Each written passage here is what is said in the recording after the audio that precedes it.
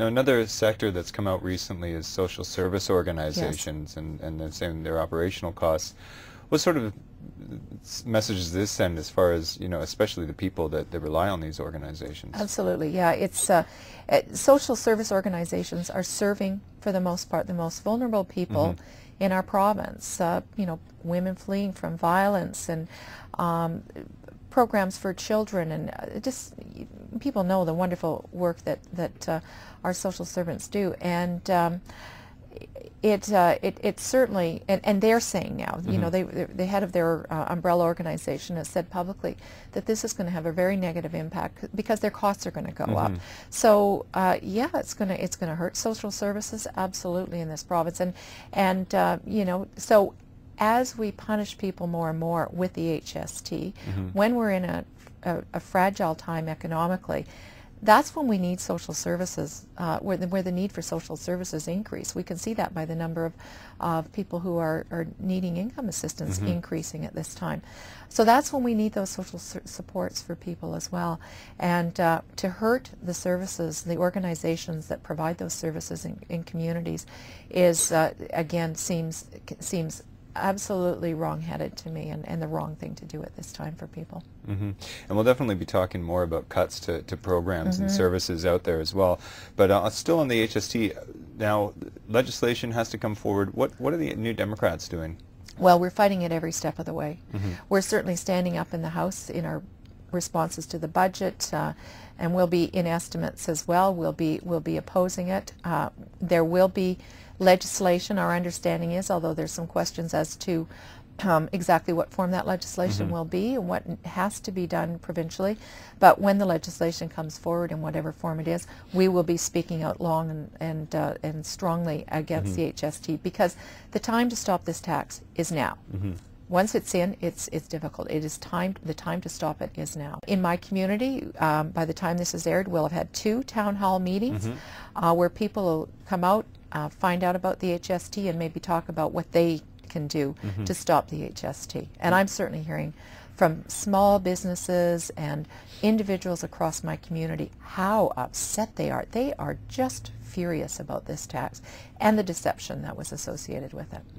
We have to take a break in just a couple minutes. We'll be displaying some information on how you can contact Kathy in her constituency.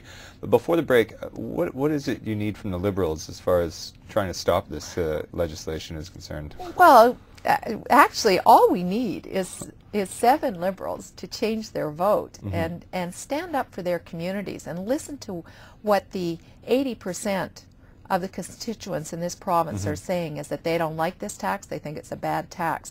So all we need is 7 Liberals to change their vote and come and vote with us and oppose the HST, and it won't happen. So we're asking people to go and talk to their MLAs, their Liberal MLAs, and tell them how upset they are with this tax. And this 80% opposed, this isn't in Burnaby Deer Lake only, we're talking across the province. Across the province. That was a province-wide poll that said 80% of the people are opposed and think it's a bad idea. Absolutely. What sort of justification do you think the BC Liberals have for sort of pushing ahead with the HST, given the deception and given the opposition across the province? Well, I think they planned it all along, but I think really the main reason for doing it is that they're getting some money from the federal government at a time when they didn't know how to balance their books. So they got promised $1.6 billion in order to do this. There's no denying that there are some efficiencies in terms of administering the tax. That there are some savings there, but it's a bad tax, and who it's hurting is makes it a very bad tax. But $1.6 billion going into their coffers, and even that, they're cynical about the way they're doing it. Offered $1.6 billion, they're taking it, but they're deferring some of that money into year 2 and 3. They're deferring it for a few years. And so they're losing the interest on that money. They're going to have to pay interest to borrow the money instead. So they've lost, I think, in the range of $75 million just because of that. Okay, great. And please stay with us as we continue our conversation with Kathy Corrigan, New Democrat MLA for Burnaby Deer Lake.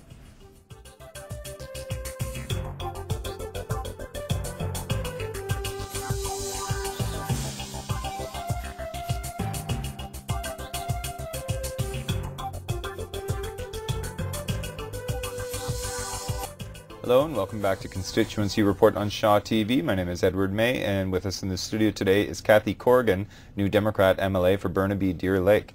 Cathy, before the break we were talking about the HST and the budget, and actually I think you were talking about how it's being referred to as the gimmick budget. Yes. Biggest gimmick in there seemed to be the one about tying HST to health. I was wondering if you could explain that to us. Well, you know, it's hard to explain it. It is such a gimmick. What the government has said in order, I think in a desperate attempt to try to get some support for this bad tax, what they've said is that the money from HST and some other revenue sources are going to go to health spending to try to get people to believe that there's some connection. There is no connection whatsoever, and that's the gimmick that the reporters have been talking about, because money comes into government, it goes into general revenue, it goes into the big pot, and then from all the different sources of taxes, and then they decide how it is, then government decides how to allocate the money in the budget. It doesn't matter what you call it, and it is just a gimmick to try to suggest that this bad tax is somehow associated with health. There's nothing. It's a gimmick, and it's a ruse. But anyways, it's a pretty desperate attempt. But that's what they've done. Yeah, another interesting part of this too is I've been listening to budget responses both sides of the House, and at least one or two of the Liberal MLAs have acknowledged that there'll be actually a loss of revenue with the HST compared to if they had kept the PST. Yeah. So how does that part play in as far as paying for health services is concerned? That's right. We have less money coming in, and they originally said that it was going to be neutral, but then they've added a few more exemptions, which are welcome to some people. But now it's hard to see how it could possibly be revenue neutral. So now we've lost some tax room, and we have services that are being cut at the same time. So you know, and this tying it to health, well, I'll tell you, the state of health is the health services in my community are really suffering. I'm hearing about cuts at the hospital. I'll give you a good example, and it also demonstrates the before election and after election comparison.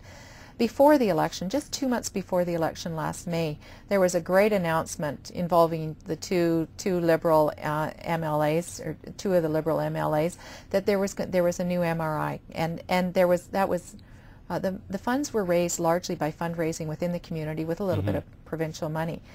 Great announcement and pre-election announcement. Shortly after the election, we were told that, in fact, that MRI wasn't going to be able to operate at full capacity, that it was going to be cut back by 20% because of budget cuts. So there you go. There's a good comparison between what was being said before the election and what happened after.